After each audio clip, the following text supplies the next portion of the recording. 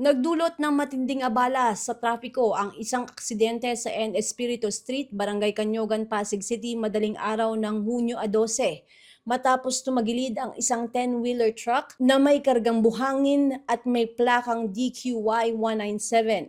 Batay sa ulat, nangyari ang insidente bandang alas 12:45 ng madaling araw. Minamaneho ng driver na si Danilo Frias Tolentino, 52 anyos, at residente ng Bulacan. Ayon sa driver, habang binabaybay niya ang bahagi ng N. Espiritu, hindi niya napansin ang crack sa kalsada. Bigla umanong bumaon ang bahagi ng sasakyan sa hukay ng ginagawang daan na naging sanhi ng pagtagilid nito. Umaga niya ako rito. Hindi ko na maalam na may crack na pala tong karsada. Hindi ko napansin. Bigla na lang siyang lumusot. Alas 6 ng umaga nang abutan ng iNews Pasig ang truck. Ayon sa Bantay Pasig Division, na-i-report na to sa Traffic and Parking Management Office.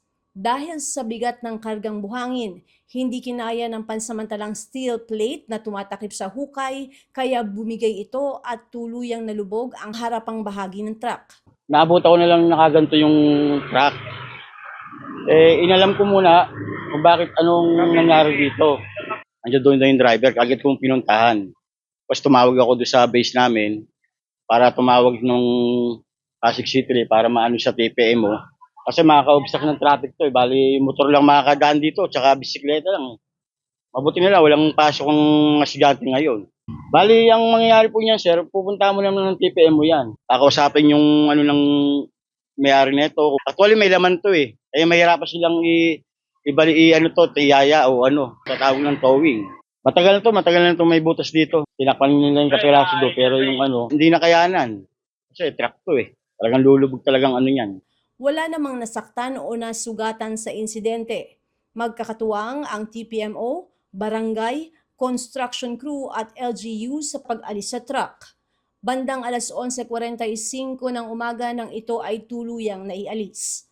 Bilang aksyon, tiniketa ng driver para sa kaukulang paglabag sa trapiko. Pansamantalang ipinagbabawal ang pagdaan ng malalaking sasakyan sa naturang kalsada habang patuloy ang konstruksyon.